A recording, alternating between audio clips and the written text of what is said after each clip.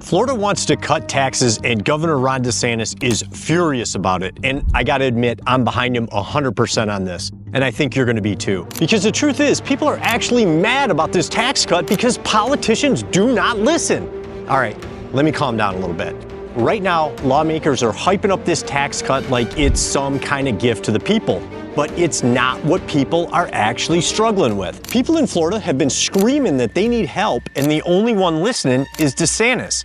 In this video, I'm going to show you why this new tax cut is designed to fool you, why DeSantis' plan would actually help out homeowners and retirees, and why some counties are pushing back hard and don't want anybody looking into how they spend money. That's no bueno. Let's jump in. All right, let's start with the tax everybody's talking about, sales tax. Florida's sales tax is 6%, and lawmakers want to drop it to 5.25%. That's a cut of 0.75%. Sounds nice, right? But let's do the math. You spend $100, you save 75 cents. That's it, 75 cents. Not exactly life-changing. Besides, this tax really benefits tourists. About 20% of the sales tax collected by the state comes out of the pockets of tourists. So we're essentially giving a tax cut to people that don't live in the state. DeSantis has criticized the sales tax reduction, stating, "I don't want to reduce sales tax on Canadian or Brazilian tourists. I'd rather them pay more and us pay less." Makes sense, right? And let's be real, this tax doesn't even apply to the stuff struggling families are spending the most on. You don't pay sales tax in Florida on your groceries, your rent, your mortgage, certain baby items, or prescriptions. So let's break this down real simple. A typical family of 5 in Florida spends about $1,100 a month on stuff that actually gets taxed. Things like eating out, clothes, household goods. Nothing crazy, just normal life. At a 6% sales tax, that adds up to about $66 a month or $792 a year. Yeah, that stings a little bit, but now let's do the math with the proposed 5.25% rate. That same family would pay $693 a year. So what's the big savings? $99 a year. That's like $8.25 a month, not even 2 value meals at Chick-fil-A. And that's the problem with this kind of tax cut. It's so small for regular people that you barely notice it, but for the state, it's massive. We're talking about a $5 billion hit to the budget just to save the average family $100 a year. That's a huge deficit to chase a feel-good headline. It looks good on a flyer, but it doesn't actually move the needle for families trying to survive out here. Now, compare that to property taxes. Florida's average property tax rate across the whole state is around 0.89% of your home's value. So if your home's worth $400,000, you're paying around $3,560 every single year. That's $2,768 more than what you're paying in sales tax. And that's money you owe whether you're spending it or not. And here's the big difference. Sales tax is a tax you can control. If you're broke, you don't buy the big stuff. You skip the new TV or the dinner out. You can always tighten the budget. But property taxes, doesn't matter if you got no income, if you don't pay it, they can take your house. That's not a tax you can avoid. Even DeSantis said it straight up. People are not clamoring for sales tax cuts. They're clamoring for property tax relief. And he's 100% right. Lawmakers are hyping the sales tax cut like it's some massive gift, but it's not solving the real problem.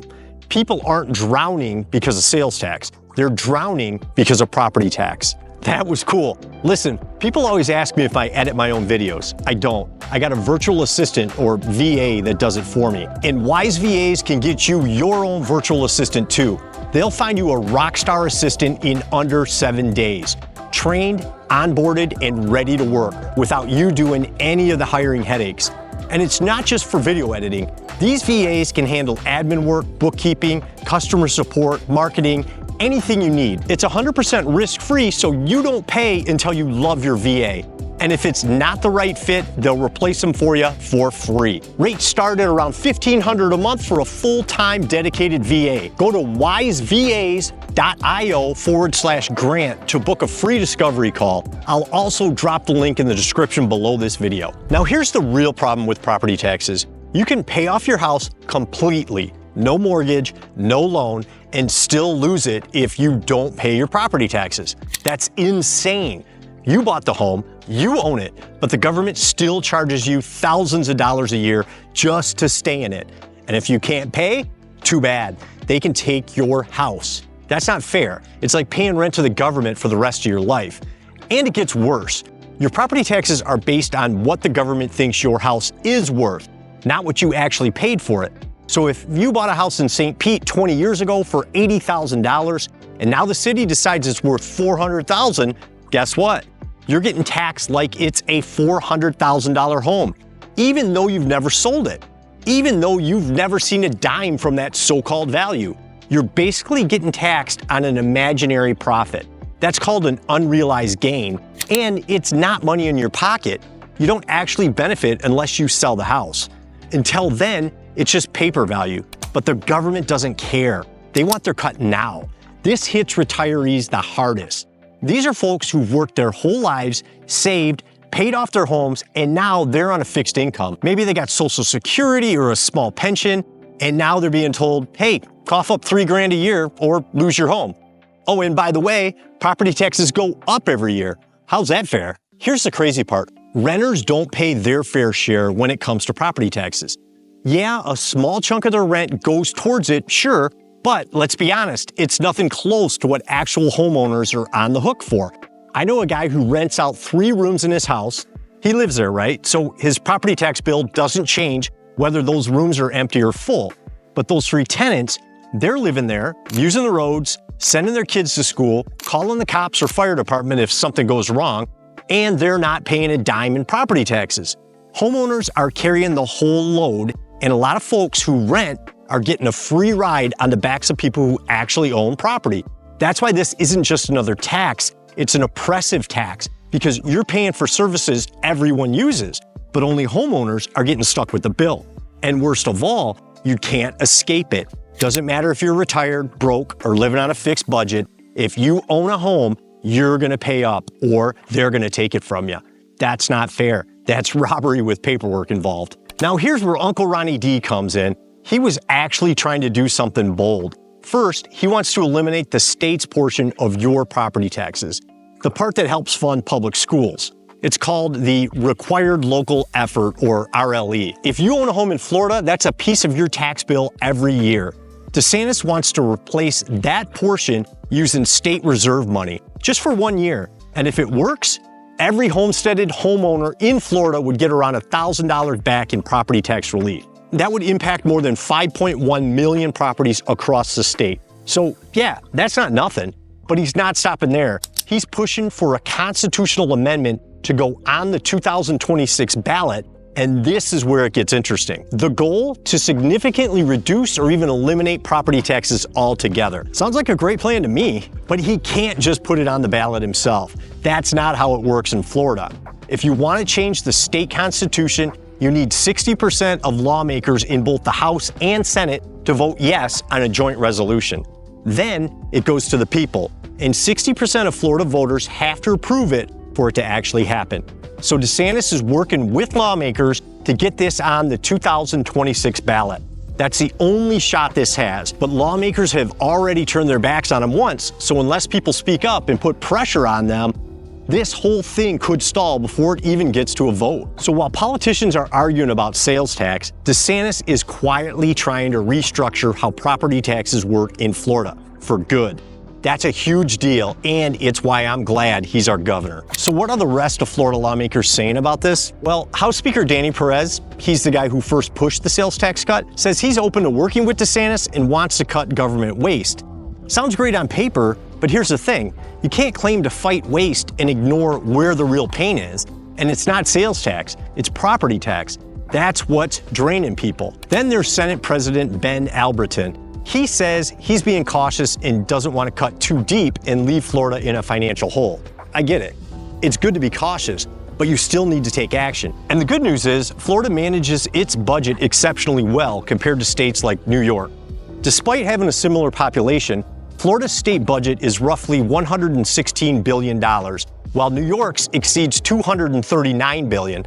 That's more than double. Yet Florida operates without a state income tax, whereas New York's top income tax rate is 10.9%, and in New York City, it can reach 14.8%.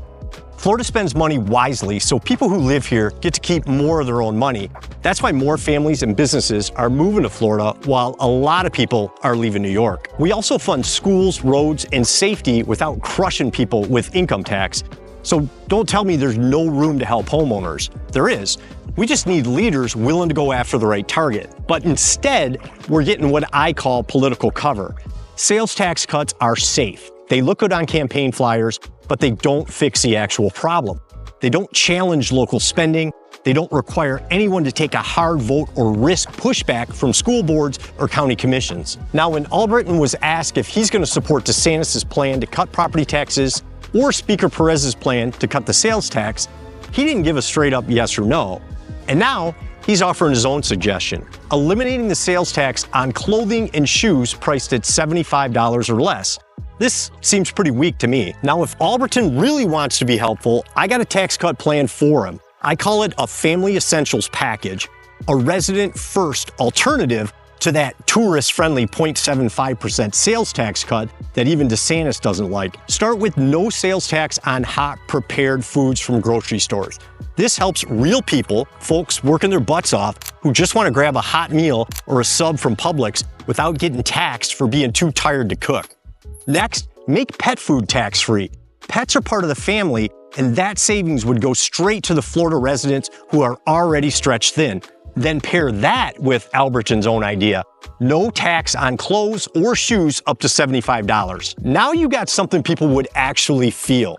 Real relief, right where it matters. And hey, if lawmakers are nervous about the budget, fine. Make it a one-year trial. Let's see how the numbers work out. If it works, great. If not, we adjust it. But at least it would show they're finally thinking about the people who live here and vote for them. Now, this is just an option, but don't get me wrong. I'm still a fan of eliminating or reducing property taxes. Because here's something people forget. Property taxes aren't set by the state. They're set by your city and county. So even if DeSantis wants to make a change, and even if we vote yes in 2026, it still takes local officials stepping up and doing the right thing. That's why this needs to be a full court press. If we really want to fix the problem, city council and county commissioners need to start cleaning up their budgets. And that's exactly where the Florida DOGE program comes in. This program helps local governments dig through their spending, find the waste, and cut out all the useless pet projects that are sucking up our tax dollars. Imagine this. Your town saves millions by scrapping a failed project or useless department, and instead of wasting that money, they pass that savings on to you by cutting your property tax rate. Because let's not forget, it's not their money, it's yours as a taxpayer. And this isn't some fantasy, it's something we could actually do if local leaders get serious about spending. And it starts with pressure from you. Let your local officials know that if they're serious about helping homeowners, they need to sign up for the DOGE program and start trimming the fat. As of now, around a dozen counties and municipalities have stepped up to get audited by DOGE Florida. And if your county isn't one of them, you need to ask your local politicians. Why not? What are they hiding? Why wouldn't they want to find ways to save money for county taxpayers and reduce your property taxes? It's your money, your home, and your future. Hold them accountable. Now, to be honest, the Florida politicians don't seem to be on board with DeSantis' $1,000 property tax rebate, and they're probably going to move forward with the sales tax cut. So if we really want permanent property tax relief, we got to stay on our politicians. Don't just wait for Tallahassee to do something, go local. Talk to your county commissioners and city officials and tell them you want them to clean up spending through DOGE Florida and get some property tax relief. Floridians aren't asking for another 75 cents back at the store. They're asking to stay in their homes without being taxed out of them. That's what matters. And if property tax reform does make it onto the 2026 ballot, make sure you vote for it. And here's something else Florida politicians are doing wrong. Click here to find out about a powerful new secret bill that's moving through Florida, and why RFK Jr. is the only one who can stop it. What's in this bill, and why are some people desperate to keep it quiet? Click here to find out.